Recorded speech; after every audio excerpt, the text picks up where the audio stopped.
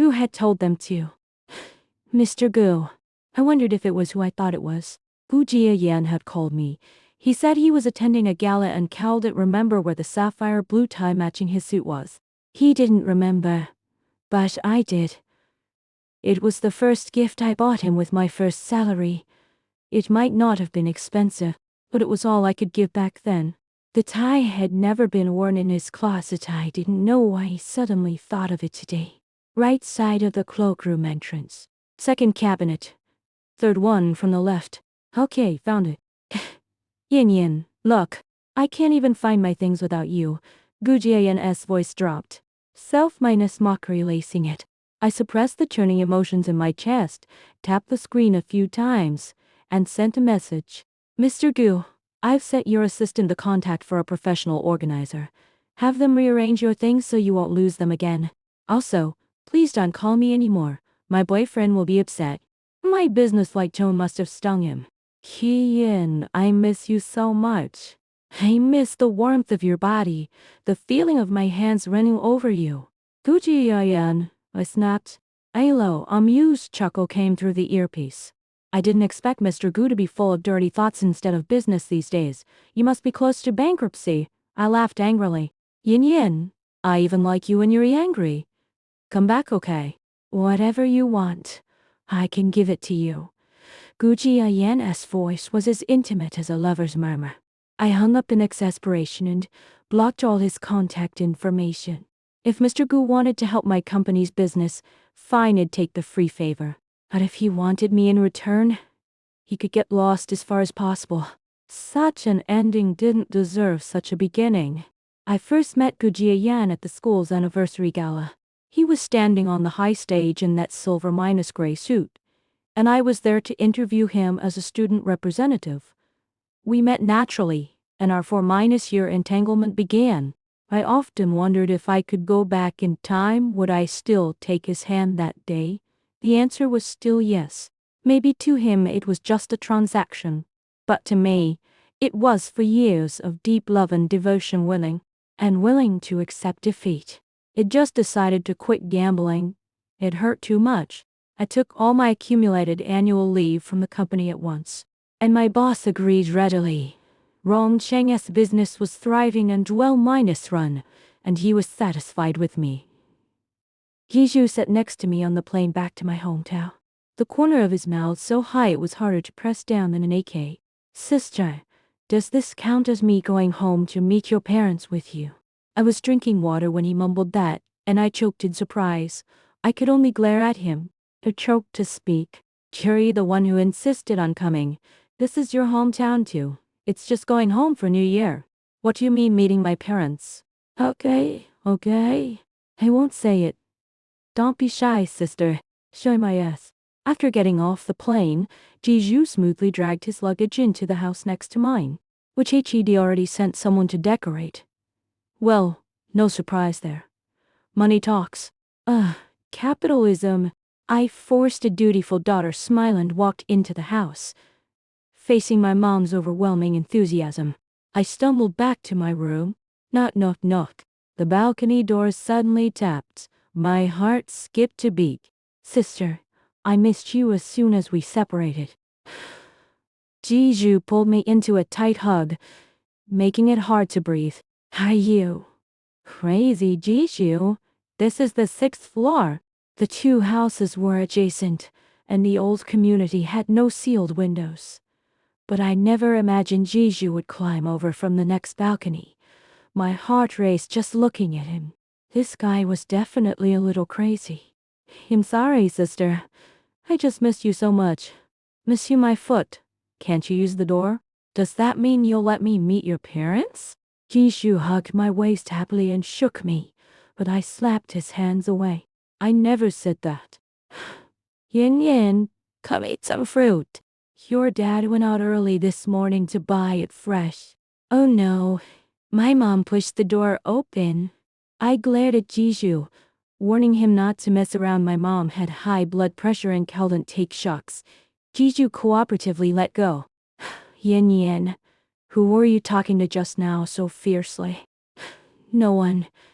A subordinate messed up the data work. I told him off. I quietly grabbed the phone on the table and lied calmly. I couldn't exactly tell her a spider-man lived next door, climbed over to meet my daughter, and was now hiding on the balcony. Speaking of which, Jiju from next door came back with you, right? Why didn't he come in? My mom hesitated for a long time before finally asking what she wanted to say. You two made a lot of noise when you came back. I saw you through the peephole. Not that I was spying on purpose.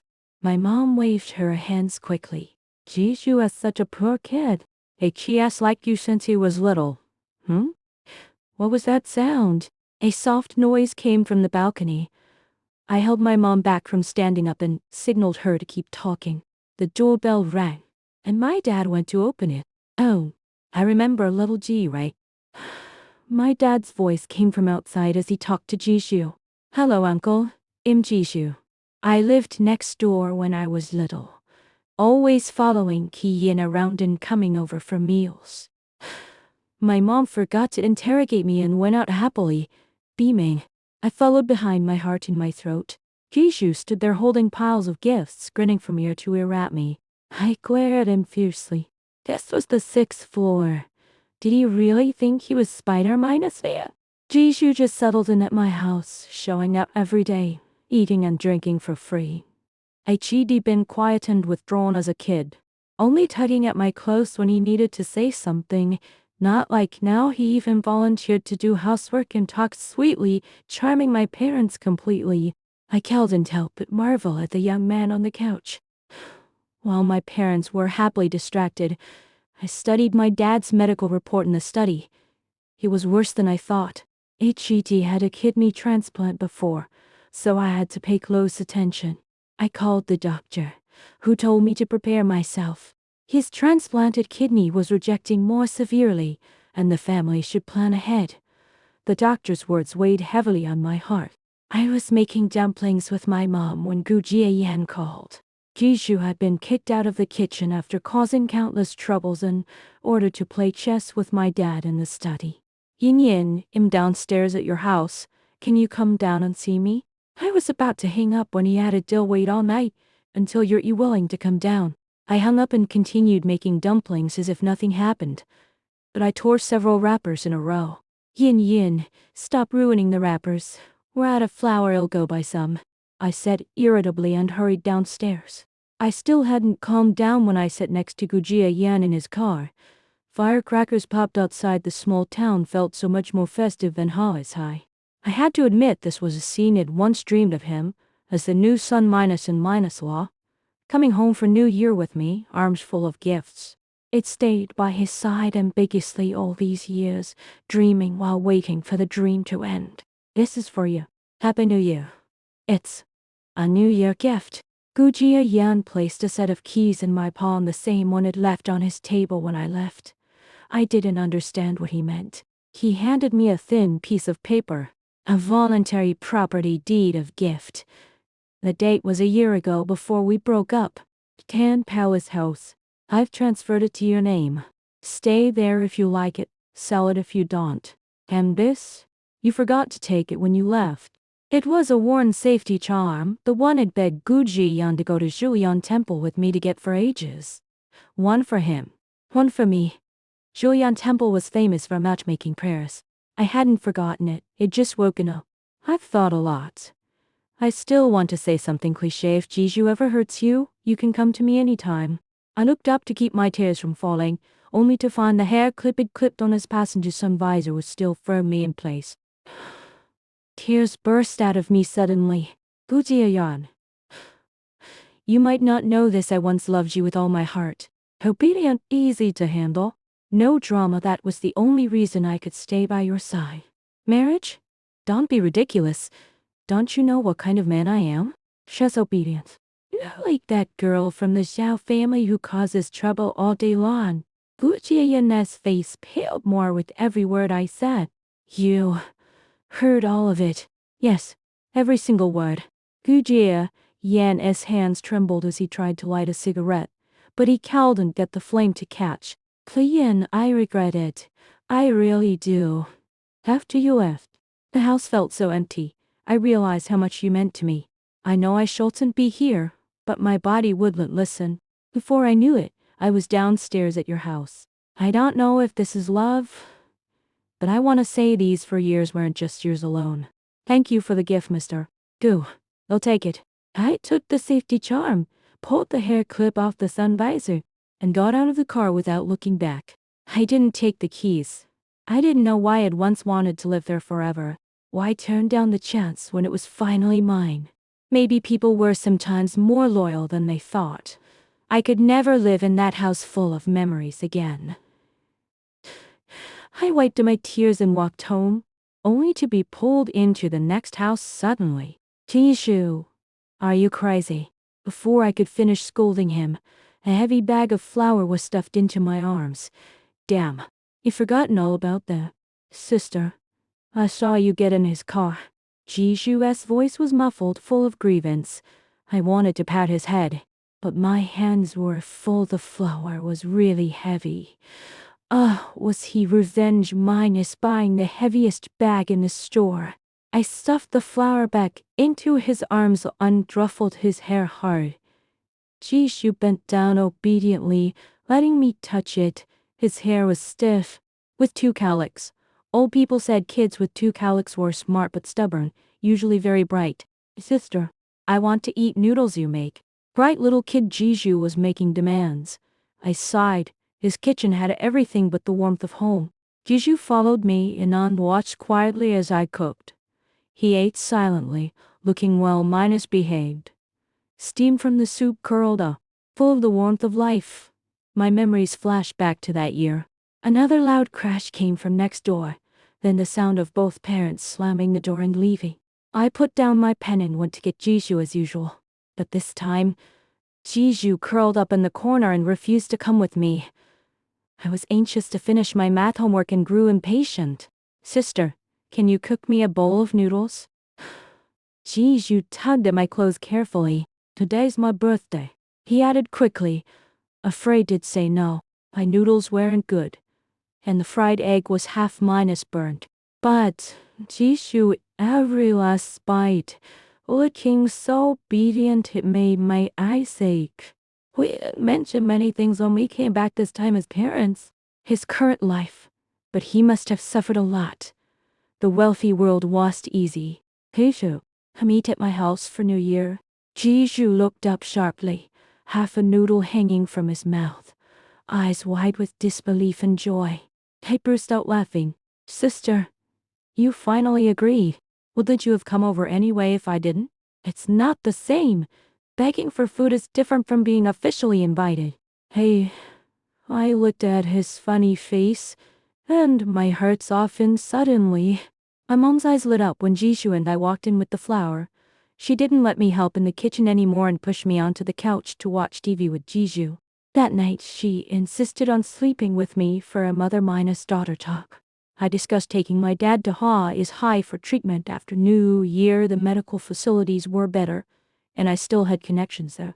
My mom teared up and said parents were a burden to their children. I smiled and hugged her. Family doesn't talk about being a burden, Mom. Every hurdle is meant to be crossed. She smiled too. Jishu is a kid I watched grow up. I'm relieved he's taking care of you. My mom turned the conversation back to me. I'm only focused on work right now, and taking good care of you and Dad. Nothing about being together. I brushed it off. I hadn't thought much about Jishu and me. Who knew when the young master would get bored and go back to his world? I was just an ordinary person. Times had changed. Shortly after New Year, we got a call saying a suitable kidney donor had been found for my dad. I took my parents to High and started commuting between Rongcheng and High. Luckily, the Rongcheng company was running smoothly, and I could manage most work online. Jishu helped a lot at the hospital. He hired the top expert in the field to perform the surgery personally. It went perfectly. After everything settled, I sent Gu Jiayan a message thank you for helping with the kidney donor. He didn't reply. I knew without him saying it such a rare resource wouldn't have fallen into my dad's lap by luck. I was a saint. I could refuse a house, but I couldn't refuse my dad's chance to live. Hanging up. I knew Gu Jiayan and I were even. He owed me nothing, and I no longer clung to the past. This chapter was finally closed. Rongcheng was a special city, always filled with the smell of hot pots. I loved it. I settled here after wrapping up work. Jishu opened a branch of his bar downstairs from my company, and it did great. He never mentioned being together again, afraid he'd run away if he pushed too hard. But he claimed me as his own everywhere he could. My office was always filled with flowers he sent. My watch and phone were replaced with matching couples versions. His social media was full of photos of us cooking with my mom, playing chess with my dad like he was already family. My mom beamed every time she mentioned him. TSK. I had to admit this little schemer had skills, but I didn't hate it. On Christmas Eve that year, we were at the same restaurant again. He even booked the same table. Kian! This time Gigi wants to be your husband. Drones spelled out a boy kneeling on one knee in the sky. As Jiju knelt before me, ungently pushed the ring onto my ring finger. A pair of hands in the night sky also put on a ring. Ciao, it's Kian again. I remember her. She's so happy. Who is this Jishu? Rongcheng's most devoted man. Oh my gosh, I'm so jealous. When will sweet love find me? The crowd cheered loudly, but Jishu's voice remained firm and clear. Will you marry me, Kian? I no longer wanted to run. I do. The rest of my life is long. Let's walk it together. Jishu. Gu Jiayan's extra story. I've known since I was little that my parents, who seemed loving, each had their own lovers. Growing up in such a family, marriage was just a meaningless piece of paper to me. So I never thought about marrying Kuyin, but I also never thought she'd leave me. Like I said, obedient, easy to handle, no drama. That was the only reason she could stay by my side. But she left, going back to her hometown for a blind date. Don't be silly. No one there could compare to me. At first, I thought it was just a joke, that she'd come back in a few days when she couldn't stand it anymore. But a day passed, then two, a month. 2 months. She never came back. I finally couldn't stand it and went to find her. I never expected Jiju to be by her side, as her new boyfriend. Gu Corporation and the G Group cooperated often in business, so I had to think carefully. I told myself I just missed her body. This woman was no different from any other. She was special. But was that true? I couldn't control myself from quietly following her news. I even paved the way for her in Rongcheng's business circle. I knew she'd be more likely to come back to me if she struggled outside. But instead, I told everyone to take care of her new company. Gu Jiayan. What are you doing? I didn't know. On the 29th of the Lunar New Year, I drove non-stop for over 10 hours just to get to her downstairs. Impulsive, like a teenage boy. All I wanted was to say Happy New Year to her. He didn't take the house I gave her. She only took the worn safety charm and the hair clip I'd somehow forgotten in my car. The car felt deathly quiet, thick and suffocating. I smiled bitterly. Look at you, Gu Jiayan. You made Kuyan cry again. You messed everything up again. But I was so unwilling. Could that brat Jishu really give her the happiness she wanted? I hoped he wouldn't be as much of a jerk as me, or I'd teach him a lesson myself. I secretly helped with Kiyan's dad's surgery, and she texted me. It was the first time she'd spoken to me in a year. I did it just to see her smile. Her smile was so beautiful, piercing straight into my heart. I knew it was all over. I never changed Tam Palace's decor. The perfume she left next to my razor became the scent I fell asleep to every night. I might never be able to quit it in my life. So be it. I accept it. G.U.S. extra story. I'm the son of a mistress. I grew up being called a bastard. For as long as I can remember, my mom cried non-stop. She cried when my dad didn't come home. She cried even more when he did and they fought. They thought kids had no memories, but I remember. I pieced together the full story from their arguments. My dad was a businessman in high who met a young girl when he passed through this small town. They fell in love quickly and left me a mistake behind. His family already had children, so he didn't care much about me. Kate. Neither did I. But he was rich and powerful. He got sick, and none of his useless kids matched his bone marrow. So he remembered my mom and me again. I agreed to the transplant, but I made demands. Marry my mom. Let me learn business by his side. I put on a few acts of father-son affection to convince him. I truly admired him and would serve him wholeheartedly. The surgery was a success, and the old man recovered well. Good people die young, but bastards like him live long. 1 year, 2 years, 7 years. My life was neither good nor bad those 7 years. I ate plenty of delicacies, but none tasted better than that bowl of undercooked noodles in my memory, with a half-minus burnt fried egg. I thought about going back, but I was always too nervous.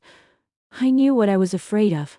I wanted to wait a little longer, until I was more stable, until I held all my dad's business in my hands, then go pick the flower in my memory. That night, it drunk a little too much. I looked up and saw the figure at Miss Diane night. I pinched myself hard.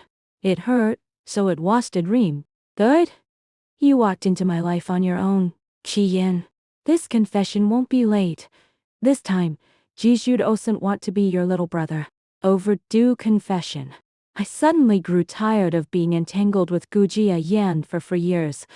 Early in the morning, he leaned against the headboard smoking a cigarette.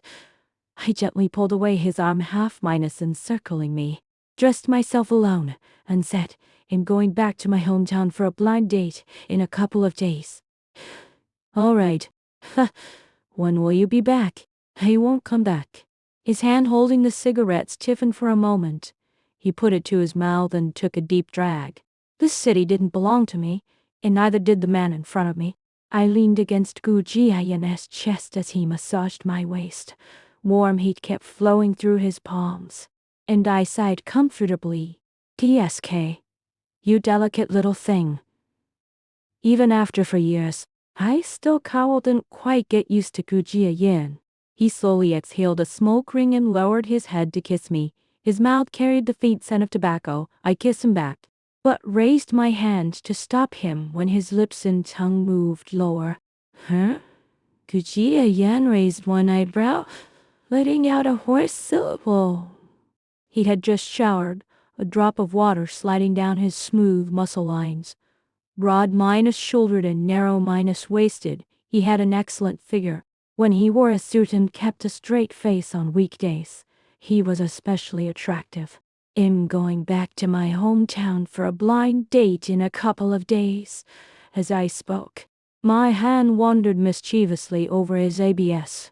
The firm, elastic touch under my fingertips made me linger. TSK. It'd been well taken care of these past few years. I wondered how long it would take to balance my spoiled appetite, save me some energy. His body tensed for a moment beneath my hand, or maybe it was just my imagination. All right, when will you be back? I reluctantly pulled my hand away. I won't come back. This city, and the man in front of me, neither belonged to me. After 4 years together, it sometimes couldn't help but fantasize about a future with him. But self-awareness was a virtue. I was nothing more than a passing amusement to him. How could I dare hope for permanence? Just obedient and trouble-free. Oh, not like that girl from the Xiao family who causes trouble all day long. Stop being stubborn, Brother Yan. No woman has stayed by your side for 4 years. Admit you've fallen for her. We're all buddies here. Obedient, easy to handle, no drama. That was the only reason I could stay by his side. Marriage? Don't be ridiculous. Don't you know what kind of man I am? It hurt, every word of his conversation with his friend, in the study. Now that it hurt it, I couldn't keep lying to myself. Thinking of this, I felt a little dazed. I hadn't thought much when I first got together with Gu Jiayan. Buddhism says from love arises grief, from love arises fear. It ultimately fallen for someone I shouldn't have, and lost completely. I smiled bitterly and whispered the next lie. One who is free from love has no grief and no fear. Now, it was time for me to leave. Have you made up your mind? Gu Jiayan looked down at me for a long while. Yes, I have. I gently pushed aside his arm around me and stared at the patterns on the floor tiles. Can Palace was the top luxury residence in Hollis High. On my own salary, I might not even be able to afford a single brick here in a month. When Gu Jiayan appeared, he was like a prince in a fairy tale reaching out to invite me to dance. But when the clock struck 12, everything would return to the start. Gu Jiayan, I'm not getting any younger. He got out of bed, poured himself a bottle of wine, filled it with ice, and drank it down in one gulp. Don't drink too much ice stuff, it's bad for your stomach. My words were stuck in my throat as Gu Jiayan kissed me shut. I choked instantly when the cold liquor poured in, coughing uncontrollably.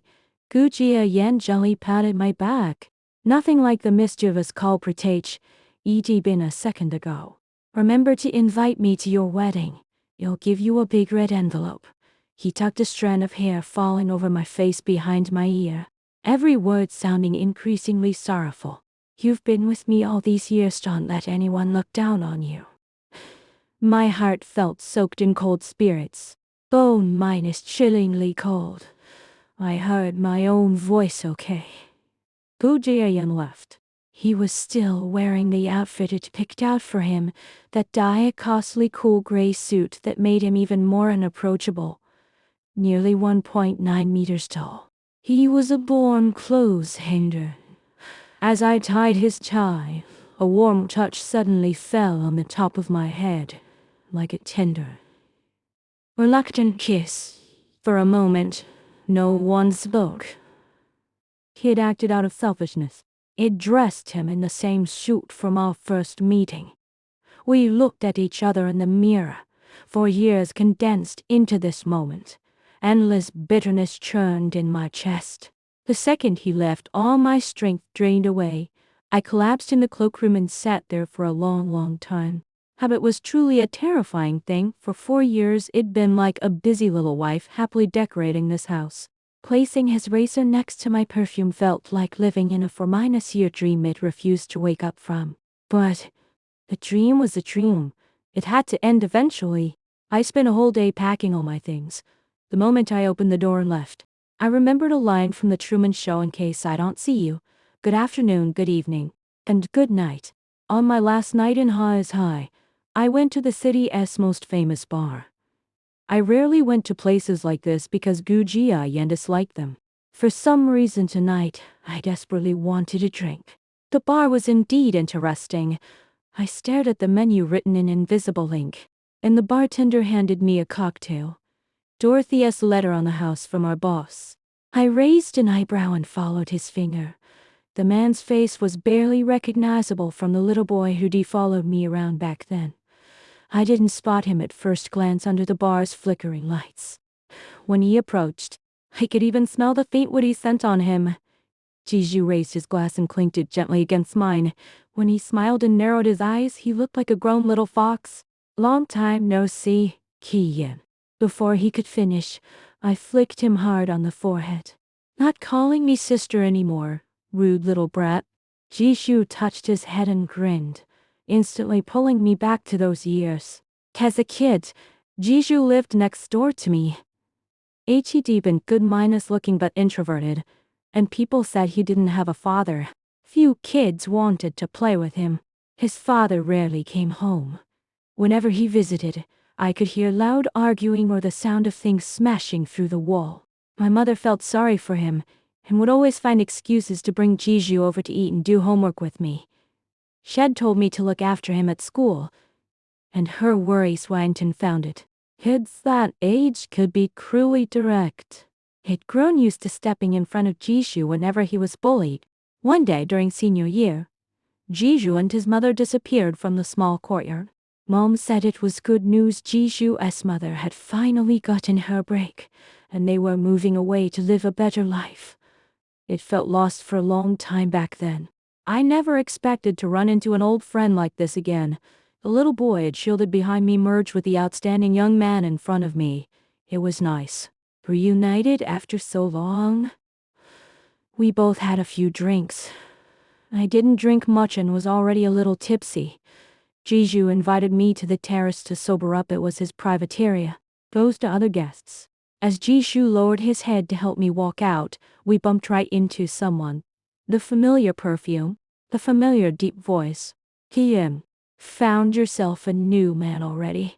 HED always had the ability to freeze me in place with a single sentence. Mr. Gu, using the tactics you use in business to snarl at a woman is rather ungentlemanly. Jishu steadied my wobbly body and retorted calmly. My head was fuzzy. I forced myself to stand straight. Mr. Gu seems to think HES my previous man. How confident. Gu Jiayan's face paled. He tugged at his tie and stepped forward to confront me. Mr. Gu, good dogs don't block the way. Jishu refused to drag it out and led me outside. Sitting in Jishu's car, I was still in a daze. He leaned down to fasten my seatbelt, his soft hair top in my line of sight. I reached out to touch it on impulse, but he grabbed my hand. Kim, don't move. Jishu's voice held a trace of danger. I don't care. Call me sister. My rebellious streak flared. I wanted to touch it even more when he told me not to. Sister. As he spoke, my fingers ran through his hair. It was fluffy and ticklish. Like a large dog. Unexpectedly, his soft lips pressed gently against mine. Mellow whiner almost lingered between our breaths. I tried to pull away, but he held the back of my head, leading me nowhere to escape. I closed my eyes and tilted my head to accept it. The puppy bit. A heartbeat minus-like thump sounded, unclear whose it was. Yin. Who am I? In the quiet car, he asked suddenly. I opened my hazy eyes and met his eager gaze. Jishu. Before I could finish, the puppy's eyes lit up, and his warm lips closed in again. I was pulled into a drowsy, fuzzy world. I regained consciousness in the middle of the night. Opening my eyes, I was startled to see a fluffy head lying next to me. I quickly checked my clothes. They were still intact, thankfully. I let out a long sigh of relief. Nothing had happened between us. There was a missed call from Gu Jiayan on my phone. I didn't bother thinking about it, snuck out without saying goodbye to Jishu, and ran away in the middle of the night. It wasn't until I dragged my suitcase onto the soil of Rongcheng that my wandering heart felt grounded. It lied to Gu Jiayan. I said I was going back to my hometown in the north for a blind date, but it actually applied to work at the upcoming branch in Rongcheng. The early setup work was tedious, and Rongcheng was less prosperous than Hai, so my colleagues all shirked the duty. When I volunteered with my consistently outstanding performance, my boss naturally agreed happily. As the person in charge of the new company, I had to handle everything. Busy every day, time passed quickly. The streets were decorated warmly, with Christmas trees of all sizes outside shops. Only then did I realize it was Christmas Eve. When my assistant told me the evening dinner meeting was at a scenic restaurant next to the Twin Towers, I shook my head and smiled. It seemed to be negotiating business amid a crowd of couples on dates tonight. Sister. I almost doubted my ears when I stepped into the restaurant holding the apple my assistant had first on me. Sister, why did you run away right after kissing me? Jishu's voice was full of grievance. I looked at his delicate face with mixed feelings. Should I tell him I wanted to run even more right now? The negotiation went surprisingly smoothly. No matter what conditions I proposed, Jishu only said one word. Okay. He was so straightforward I worried his father would cry over his prodigal son. So, what exactly are you here for? I thought I was being obvious. Sister Jishu dropped his playful expression. He gently held my left hand on the table and pulled out a pink diamond bracelet like magic. Obviously, I'm courting you. His voice lowered, and my heart skipped a beat. Gorgeous fireworks suddenly burst outside the window, drawing everyone's attention. Wow, is someone proposing today? So romantic. Drones towards that pattern. It looks like a little boy being bullied, and a little girl standing in front of him. My heart sank when I heard that. At the end of the fireworks show, the drone spelled out a sentence in the sky. Korean. Jishu wants to be your boyfriend. Will you say yes? So romantic. Rich people find love, poor people watch. Amid the fireworks, all I heard was Jiju whispering in my ear again. Jiju wants to be your boyfriend. Will you say yes? Please? I was weak. I ran away again. A person can't step into the same river twice. At least, I shouldn't. Whether it was the young master Gu Jiayan had blurted out that night, or Jiju is my business partner today, I was stupid enough not to see he and I lived in two different worlds now. I didn't want to crash and burn like a fool again. I sighed unconsciously and turned on the sensor light in the hallway. A familiar figure stood at my door with a bottle of red wine beside him. My head started to ache again. Not going to invite me in, Yin Yin? Gu Jiayan's voice was as magnetic as ever. What kind of night was this? Everyone showing up unannounced. I ignored him and pulled out my keys to open the door. I tried to shut it right after, but he was faster. Gu Jiayan, trespassing is illegal. Gu Jiayan acted as if he hadn't heard me and pressed me against the foyer. Yin Yin, do you know how long I've been looking for you? Gu Jiayan, have you lost your memory? We're done. Gu Jiayan kissed me to silence me. My back hit the raised part of the foyer and it hurt. The room was dark, only faint moonlight streaming in. The white tiles reflected our entangled shadows. I stomped hard on his foot with my high heel and pushed him with all my strength. Gu Jiayan groaned and kissed me even more fiercely, as if he wanted to devour me whole. He lifted my waist and wrapped my legs around him. I could even feel my body trembling at his touch.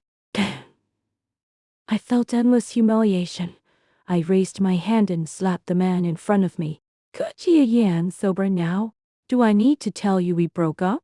Gu Jiayan froze as if the pause button had been hit. My nails had cut the corner of his mouth, a drop of blood falling to the floor. In the darkness, the man's hoarse voice came. I was impulsive tonight. I apologize if I scared you. A soft knock came on the half-open door. Sister, why did you leave me again? Jiju's voice came from outside. Low, like a sigh. Is it because of him? Yes.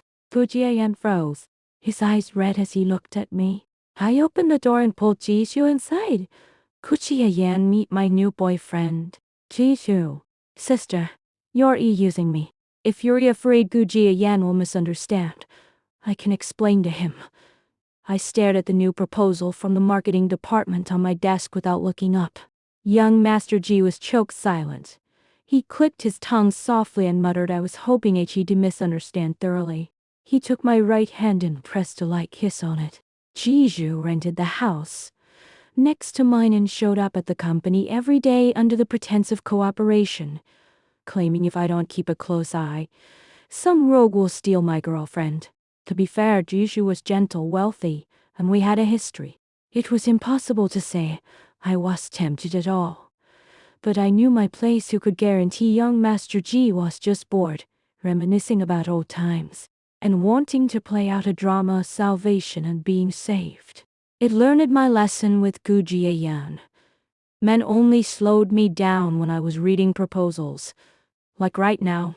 Sister, I never do lost minus making business. What are you going to compensate me with? The cooperation between G Group and our company is a strong alliance. Definitely a win-minus-win situation. Sister, that's not what I mean. I have no intention of selling myself for the company right now. Sister, this conversation happened every day. Even my assistant had gone from wow, Mr. G is so handsome and sincere. President Key is so cold to Mr. G? Please move your standing on the spot. I haven't mopped yet. Jiju managed to win over everyone in the company with his efforts. I didn't care as long as G Group fulfilled the contract terms. I wouldn't mind if Jiju even took over the cleaner's job. I was working overtime when my mom called, so I put her on speakerphone to listen to her chatter. Your dad hasn't been feeling well lately. I made him old wolfberry soup with the quartzites you sent back. Can you come home early this year?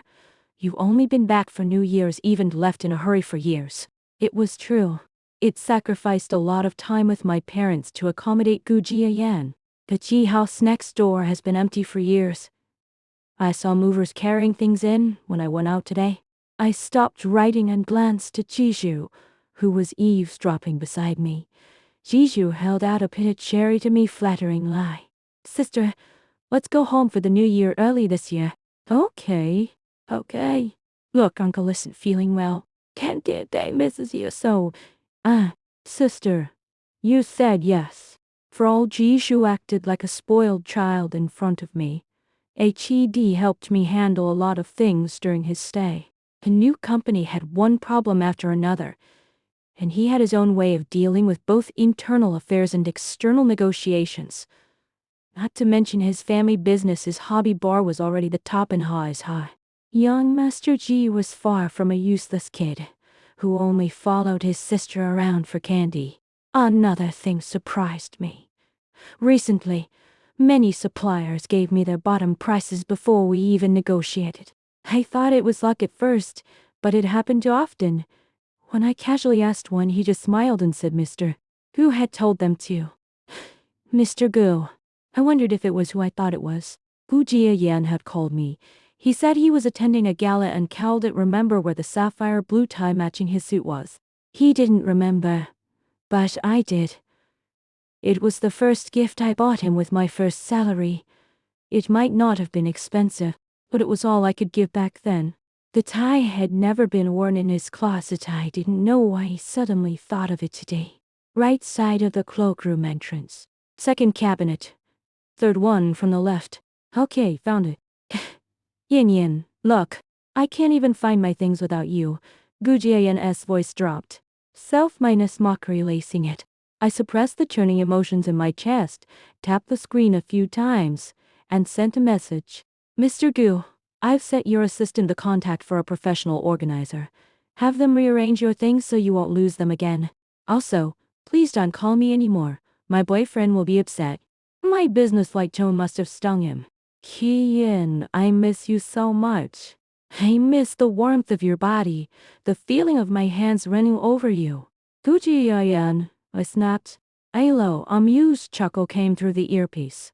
I didn't expect Mr. Gu to be full of dirty thoughts instead of business these days. You must be close to bankruptcy. I laughed angrily. Yin, I even like you when you're angry.